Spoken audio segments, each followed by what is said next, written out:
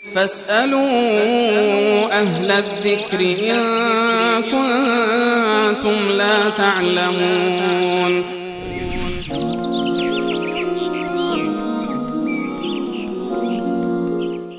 بیننده بعدی پرسیدن که چرا خداوند در قرآن میگوید به غیر از الله به کسی دیگر قسم نخورید و خود الله به انجیر و زیتون قسم خورده؟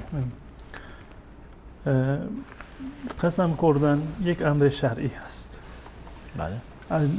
مواردی رو که ما میتونیم به اونها قسم بخوریم اینها در احادیث رسول الله صلی الله علیه و سلم کاملا برای ما بیان شده و سوگند خوردن رو رسول الله صلی الله علیه و سلم برای ما تبیین کرده که سوگند خوردن به چه معنی هست و به چه ذاتی شما میتوانید که سوگند بخورید. قیاس کردن مخلوق با خالق کار عاقلانه نیست.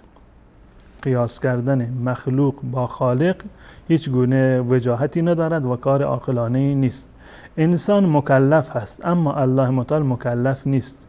شما نمیتونید حکم انسان را و مخلوق را با الله متعال قیاس بکنید. در زمینه ما مخلوقات و انسانها رسول الله صلی الله علیه و سلم دستور داده که به هیچ کسی غیر از نام الله یا صفت الله نباید قسم بخوریم. لا تحلفوا بآبائکم در برخی از زمین ها آمده و در برخی از روایات به نام پدران و مادرانتون و به جان و سر یک دیگر قسم نخورید. در روایت دیگر که اگر اشتباه نکنم از عبدالله ابن عمر باشه رسول الله صلی الله علیه و سلم فرمودن من کان حالفا فلیحلف بالله، اگر کسی ناچار هست که سوگند بخورد و قسم یاد بکند به نام الله قسم بخورد، در غیر این صورت چیزی به نام کسی دیگر قسم نخورد. پس بنابراین این حکم شرعی هست. ما موظف و مکلف هستیم که به نام الله متعال یا به صفات الله متعال قسم به الله، قسم به رحمان، قسم به قرآن یا نام الله یا صفات الله قسم خوردن جایز هست.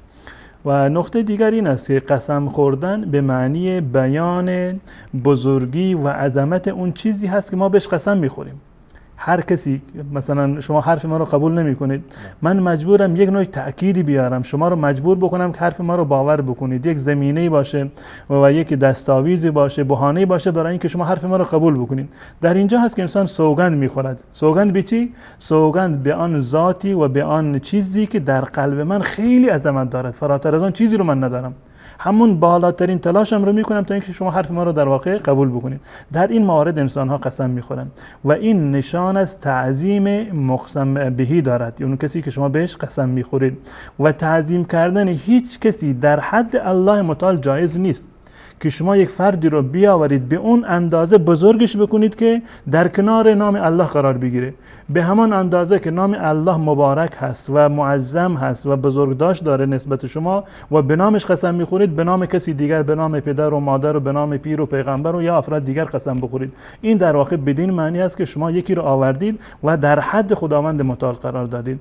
این یکی از ویژگی های الله متعال هست که صرفاً به نام الله یا به نام صفات الله، نام الله یا صفات الله قسم بخورید. حتی مثلا قسم خوردن به کعبه و قسم خوردن به مسجد و قسم خوردن به پیامبر و قسم خوردن به فرشتگان، هیچ کدوم از اینها جایز نیست. صرفا نام الله یا صفات الله، قسم به الله، به رحمان، به رحیم، به کلام الله، به قرآن، به خاطر که کلام الله هست قسم خوردن به این موارد جایز هست. اما بحث سوگند یاد کردن الله متعال این است که الله متعال رو کسی نمیتواند بازخواست بکند و برای الله متعال شایبه شرکی وجود نداره. این برای ما هست. اگر قسم بخوریم به نام غیر الله یعنی مرتکب شرک شدیم. اما الله متعال خودش اختیار بندگانش را دارد. تمام مخلوقات آفریده الله متعال هستند. تمام اهم از انسانها باشند یا جمادات باشند یا حیوانات باشند یا زمان باشه که الله متعال به همه در قرآن کریم در واقع سوگند یاد کرده، تمام مخلوق الله متعال هستند. قسمهای الله متعال یک نوع اشاری داره، پیامی داره برای ما، نه این که ما هم باید به نام اینها قسم بخوریم. اینها برای ما عظمتی رو ندارند و ما نمیتونیم که عظمت تین و زیتون یا عصر و بقیه قسمهایی رو که الله متعال خورده شب را روز را یا اینها رو بیاریم در حد الله متعال تعظیم بکنیم.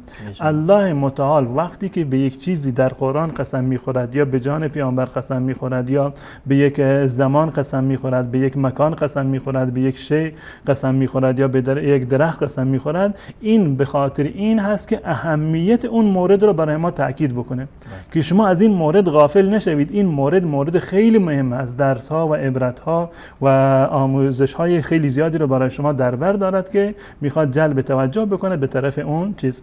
و الله متعال به هر چیزی و به هر کسی که بخواهد قسم میخورد، کسی نمیتواند الله متعال را سوال بکند، اختیاردار هست. و هدف قسم خوردن هم این مطلبی هست که من بیان کردم. اما مخلوق و انسان اجازه ندارد که به غیر از نام الله یا صفات الله به کسی دیگر قسم بکند.